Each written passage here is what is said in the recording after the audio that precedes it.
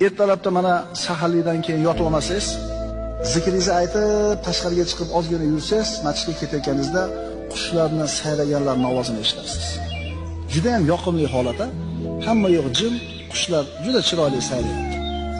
Kimdir qush sayraganini eshitadi, kimdir Allohga tasbih aytilayotganini eshitadi. His qilib ko'rganmisiz shuni?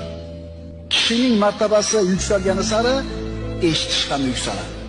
Rasululloh sallallohu alayhi vasallam aytadilar: Makkadagi bitta toshni bilaman, u menga salom berar edi. Men ham unga salom berar edim.